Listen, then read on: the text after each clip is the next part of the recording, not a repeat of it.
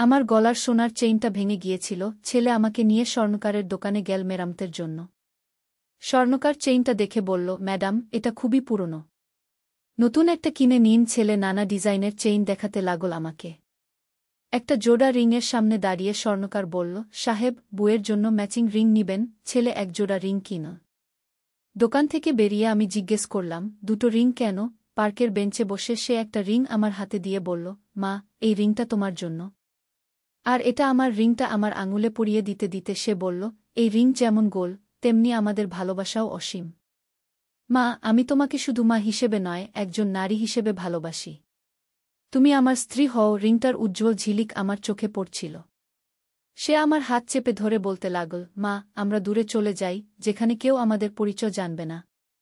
তুমি আমার বউ হয়ে থাকবে। আমার হৃদয় জোরে জোরে ধুকপুক করছিল। সন্ধ্যার আলোতে রিংটা চকচক করছিল। সে বলল, মা, উত্তর দাও। তুমি কি আমাকে বিয়ে করবে? এই গল্পটি সম্পূর্ণ শুনলে আপনাদের পানি অটোমেটিক বের হয়ে যাবে, সো যত দ্রুত সম্ভব হাতের কাছে টিস্যু নিয়ে বসে পড়ো। বিছানার চাদর যেন নষ্ট না হয় সেটা সম্পূর্ণ খেয়াল রাখার অনুরোধ জানিয়ে গল্পটি এখন শুরু করব। তার আগে সর্বশেষ অনুরোধ, দয়া করে এমন পানি বের করার গল্প নিয়মিত শুনতে আমাদের চ্যানেলটি সকলেই সাবস্ক্রাইব করুন। ধন্যবাদ।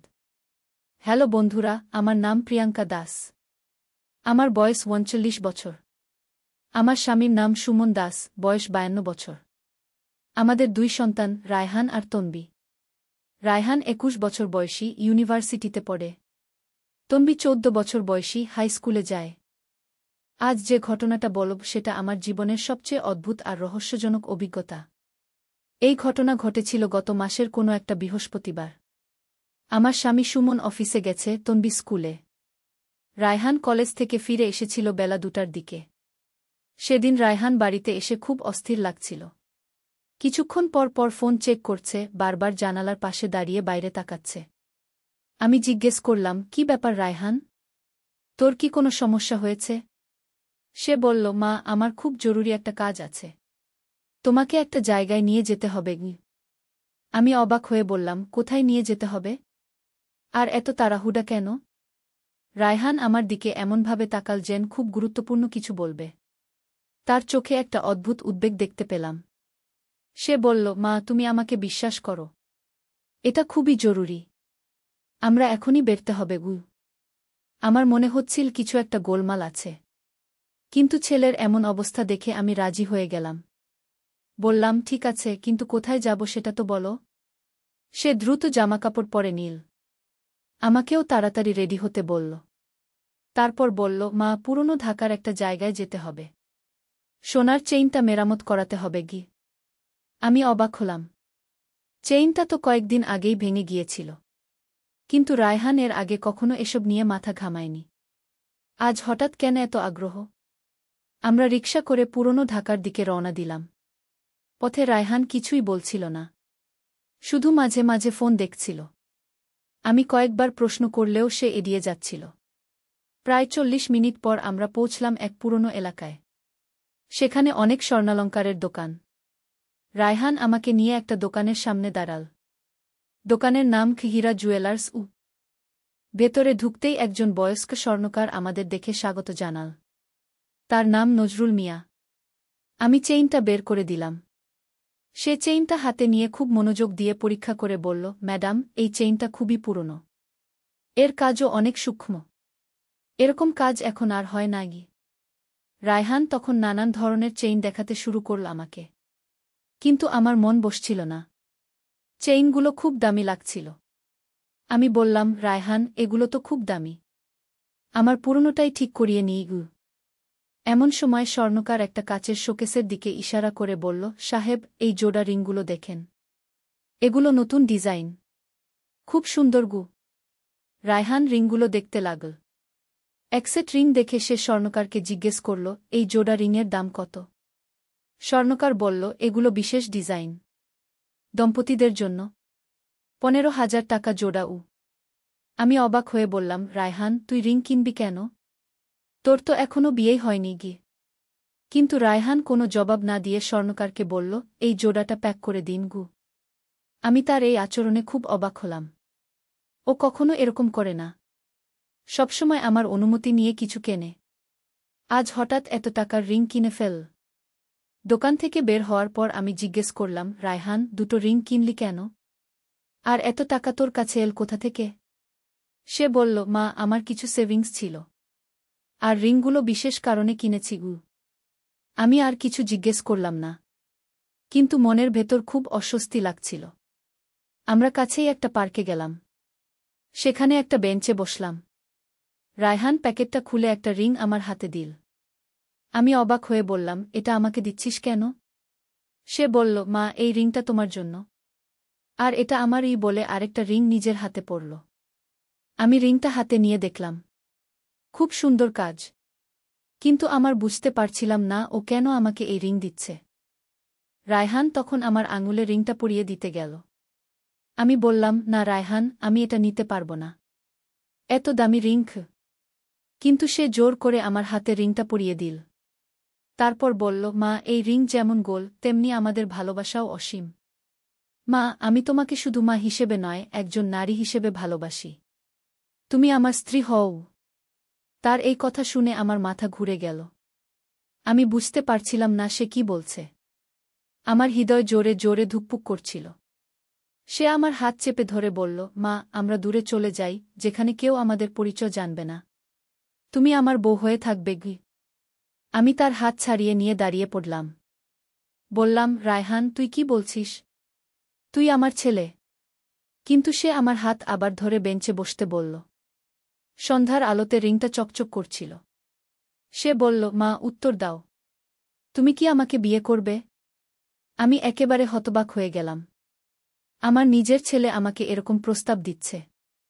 এটা কি সম্ভব? আমার মাথায় কিছুই ঢুকছিল না। তখনই পার্কের অন্য প্রান্ত থেকে হঠাৎ একটা আওয়াজ এল। কাট, কাট, এক্সিলেন্ট পারফরম্যান্স। আমি চমকে তাকিয়ে দেখি একজন লোক ক্যামেরা নিয়ে দাঁড়িয়ে আছে, আর কয়েকজন তার সাথে। রায়হান হেসে উঠে দাঁড়িয়ে পড়ল। বলল, মা, তুমি কি ভেবেছিলে সত্যি সত্যি আমি তোমাকে বিয়ে করতে চাই? আমি তখনও কিছু বুঝতে পারছিলাম না। রায়হান ব্যাখ্যা করল, মা, এটা একটা শর্ট ফিল্মের শুটিং। আমার বন্ধু রাহুল ফিল্ম মেকিং শিখছে। সে একটা সাইকোলজিক্যাল থ্রিলার বানাচ্ছে। তার জন্য একটা অদ্ভুত সিন দরকার ছিল। আমি তাকে সাহায্য করেছি। আমি রাগে ফেটে পড়লাম। তুই আমার সাথে এরকম প্র্যাঙ্ক করলি? আমি কত ভয় পেয়েছি জানিস? রায়হান হাসতে হাসতে বলল, মা, তুমি তো একদম পারফেক্ট অভিনয় করেছ। রাহুল বলছে তোমার রিয়াকশন একদম রিয়েল লেগেছে গি। রাহুল এগিয়ে এসে বলল, আন্টি, আপনার অভিনয় দেখে আমি মুগ্ধ। এত প্রাকৃতিক অভিব্যক্তি। আপনি কি অ্যাক্টিং করতে ইন্টারেস্টেড? আমি তখনও রাগে কাঁপছিলাম। বললাম, তোরা আমাকে আগে থেকে বলিসনি কেন? রায়হান বলল, মা, আগে বললে তোমার রিয়াকশন এত ন্যাচারাল হতো না। আমাদের ক্যামেরায় হিডেন ক্যান্ডিড করতে হয়েছে গু।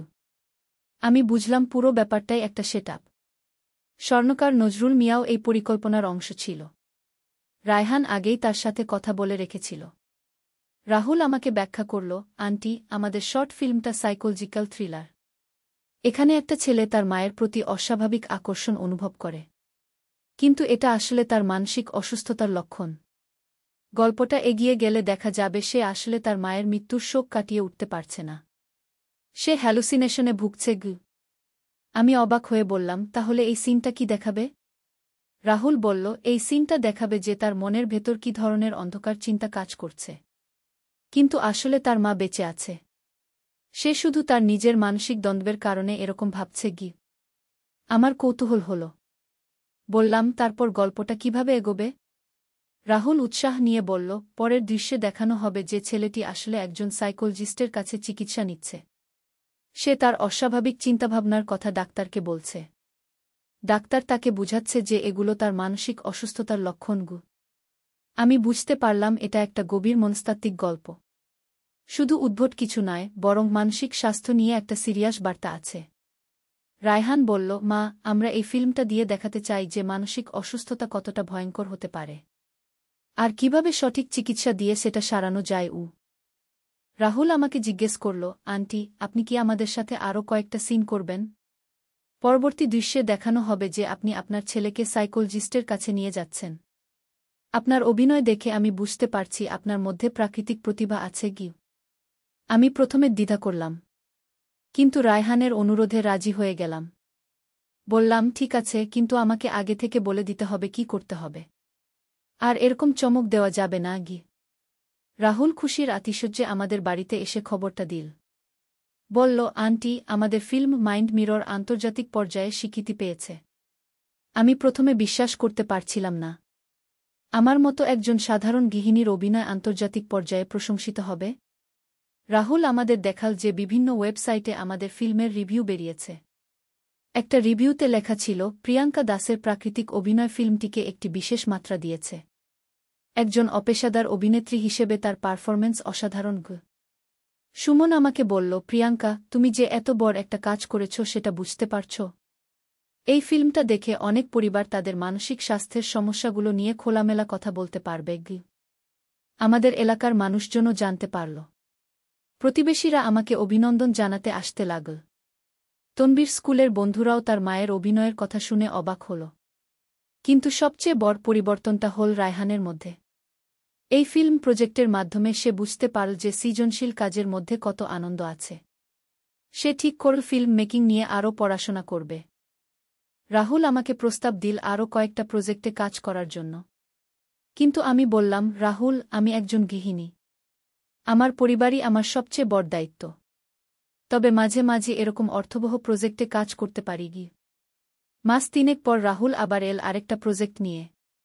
এবার সে একটা ডকুমেন্টারি বানাতে চায় মধ্যবয়সী নারীদের স্বপ্ন আর সংগ্রাম নিয়ে। সে বলল, আন্টি, আপনার মতো অনেক নারী আছেন যারা পারিবারিক দায়িত্বে ব্যস্ত থেকেও নিজেদের মধ্যে অনেক প্রতিভা লুকিয়ে রাখেন। আমি তাদের গল্প বলতে চাই। এই প্রজেক্টে আমি শুধু অভিনেত্রী হিসেবে নয়, একজন কোপ্রোডিউসার হিসেবেও কাজ করলাম। আমার কাজ ছিল এলাকার বিভিন্ন নারীদের খুঁজে বের করা যাদের অনুপ্রেরণাদায়ক গল্প আছে। আমি আমার পাড়ার রেখা আন্টিকে খুঁজে পেলাম, যিনি 50 বছর বয়সে কম্পিউটার শিখে একটা সাইবার ক্যাফে খুলেছেন। শামিমা আপার কথা জানলাম, যিনি বিধবা হওয়ার পর সেলাই শিখে এখন 10 জন মেয়েকে কাজ দিয়েছেন। এইসব নারীদের গল্প জানতে জানতে আমি নিজেও অনুপ্রাণিত হলাম। বুঝলাম যে জীবনে নতুন কিছু শুরু করার জন্য কখনোই দেরি হয় না। আমি সুমনের সাথে কথা বলে একটা সিদ্ধান্ত নিলাম। আমাদের বাড়ির নিচের অংশটা একটু রেনোভেশন করে একটা ছোট্ট ড্রামা স্কুল খুললাম। এলাকার বাচ্চাদের অভিনয় শেখানো শুরু করলাম। তনবী আমার প্রথম ছাত্রী হল। সে খুব আগ্রহ নিয়ে অভিনয় শিখতে লাগল। রায়হানও মাঝে মাঝে ছোটদের ডিরেকশন দিতে সাহায্য করত। 6 মাসের মধ্যে আমার ক্লাসে 20 জন বাচ্চা ভর্তি হয়ে গেল। তাদের নিয়ে একটা ছোট্ট নাটক মঞ্চস্থ করলাম। পুরো এলাকার মানুষ দেখতে এসেছিল। নাটকটা দেখে সবাই খুব প্রশংসা করল। বাচ্চাদের অভিভাবকরা বলল, প্রিয়াঙ্কা আপা, আপনি তো আমাদের এলাকায় একটা বিপ্লব ঘটিয়ে দিলেন। আমার মনে হল যে আমার জীবনে একটা নতুন অধ্যায় শুরু হয়েছে। যে গল্পটা শুরু হয়েছিল রায়হানের একটা প্র্যাঙ্ক দিয়ে, সেটা শেষ পর্যন্ত আমার জীবনের মোড় পরিবর্তন করে দিল। 1 বছর পর রাহুলের সেই ডকুমেন্টারিও আন্তর্জাতিক স্বীকৃতি পেল। তাতে আমার ইন্টারভিউর একটা অংশ ছিল যেখানে আমি বলেছিলাম, আমি বুঝেছি যে স্বপ্ন দেখার কোনো বয়স নেই। 40 বছর বয়সেও মানুষ নতুন কিছু শুরু করতে পারে। আজ যখন এই গল্পটা বলছি, তখন আমার ড্রামা স্কুলে 50 জন ছাত্রছাত্রী আছে। তনবী এখন একটা থিয়েটার গ্রুপের সাথে কাজ করে। রায়হান ফিল্ম ইনস্টিটিউটে ভর্তি হয়েছে। সবচেয়ে মজার ব্যাপার হল, গত মাসে একটা টেলিভিশন চ্যানেল থেকে আমাকে একটা সিরিয়ালে অভিনয় করার অফার এসেছে। একজন মায়ের চরিত্রে অভিনয় করতে হবে। সুমন বলল, এবার তোমার আসল পরিচয় পাবে সবাই। কিন্তু আমি জানি যে আমার আসল পরিচয় হল একজন মা, একজন স্ত্রী, আর একজন স্বপ্নবান নারী হিসেবে। অভিনয় আমার জীবনে এসেছে বোনাস হিসেবে। আর সেই সোনার চেইনটা, সেটা আমি এখনো পরি। কিন্তু এখন সেটার সাথে যুক্ত হয়েছে নতুন অনেক স্মৃতি। রায়হানের দেওয়া সেই রিংটাও আমি রেখে দিয়েছি। সেটা আমার কাছে একটা স্মৃতিচিহ্ন, যে দিনটা আমার জীবনের মোড় ঘুরিয়ে দিয়েছিল। মাঝে মাঝে মনে হয় জীবনটাই তো একটা নাটক। আমরা সবাই এখানে বিভিন্ন চরিত্রে অভিনয় করছি। কেউ নায়ক, কেউ নায়িকা, কেউ সহায়ক চরিত্র। কিন্তু প্রতিটি চরিত্রেরই নিজস্ব গুরুত্ব আছে। আমার গল্পটা এখানেই শেষ নয়। এটা আসলে একটা নতুন শুরুর গল্প। যে নারী একদিন ঘরের কাজকর্মেই সীমাবদ্ধ ছিল, আজ সে স্বপ্ন দেখে অনেক বড় কিছু করার। সুমন মাঝে মাঝে রসিকতা করে বলে, প্রিয়াঙ্কা, তুমি তো এখন সেলিব্রিটি হয়ে গেছ। আমাকে ভুলে যেজো না কিন্তু। আমি হেসে বলি, সুমন, তুমি আমার প্রথম ও শেষ নায়ক। বাকি সব তো শুধু অভিনয়। এই গল্পটা শুনে যারা ভাবছেন যে এটা অবিশ্বাস্য, তাদের বলি যে জীবন আসলে কল্পনার চেয়েও অদ্ভুত।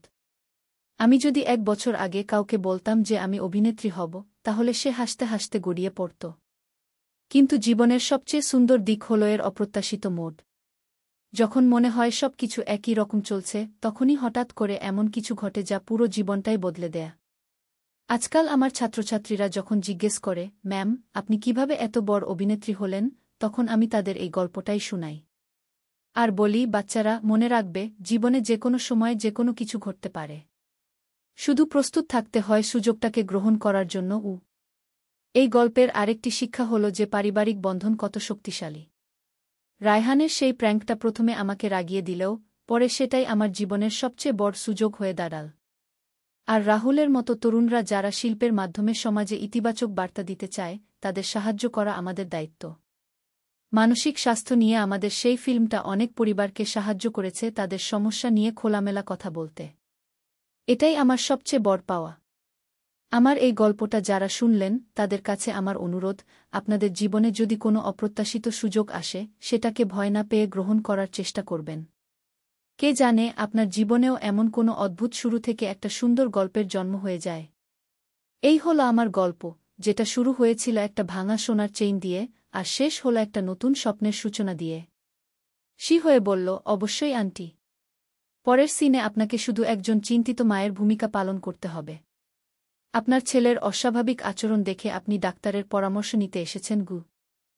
আমরা পরের দিনের শুটিংয়ের জন্য সময় ঠিক করলাম। রাহুল আমাকে একটা স্ক্রিপ্ট দিল পড়ার জন্য। বাড়ি ফিরে সুমনকে সব খুলে বললাম। প্রথমে সে খুব রেগে গেল রায়হানের উপর। কিন্তু যখন বুঝল এটা একটা ভালো উদ্দেশ্যের জন্য, তখন সে সমর্থন করল। সুমন বলল, প্রিয়াঙ্কা, তুমি ঠিক করেছ। এই ফিল্মটা অনেক মানুষকে সচেতন করবে মানসিক স্বাস্থ্য নিয়ে। পরের দিন আমরা একটা ক্লিনিকে গেলাম শুটিংয়ের জন্য। সেখানে একজন আসল সাইকোলজিস্ট ছিলেন যিনি ফিল্মে অভিনয় করতে রাজি হয়েছিলেন। ডক্টর রহমান বলল, এই ফিল্মটার মাধ্যমে আমরা মানুষকে বোঝাতে চাই যে মানসিক সমস্যা কোনো লজ্জার বিষয় নয়। এটা সাধারণ অসুখের মতোই, যার চিকিৎসা আছে। আমাদের সিনে দেখানো হলো যে আমি ডাক্তারকে রায়হানের অস্বাভাবিক আচরণের কথা বলছি। ডাক্তার ব্যাখ্যা করছেন যে এটা অয়েডিপাস কমপ্লেক্স এর একটা চরম রূপ, যেটা মানসিক চিকিৎসা দিয়ে সারানো সম্ভব। রায়হান চরিত্রে দেখাল যে সে প্রথমে চিকিৎসা নিতে অনিচ্ছুক, কিন্তু ধীরে ধীরে ডাক্তারের কথা মানতে শুরু করে। ফিল্মের শেষ দৃশ্যে দেখানো হলো যে রায়হান সম্পূর্ণ সুস্থ হয়ে উঠেছে। আমার সাথে তার সম্পর্ক স্বাভাবিক মাছেলের মতো হয়ে গেছে। সে একটা মেয়ের সাথে প্রেম করছে আর বিয়ের জন্য আমার আশীর্বাদ চাইছে। পুরো ফিল্মটা শেষ করতে আমাদের 1 সপ্তাহ লেগেছিল। রাহুল খুব মেধাবী ছেলে। সে সবকিছু খুব সুন্দর করে সাজিয়েছে। ফিল্মটা এডিট করার পর রাহুল আমাদের একটা প্রাইভেট শো দিল। দেখে আমি নিজেও অবাক হলাম। আমার অভিনয় সত্যিই ভাল লেগেছে।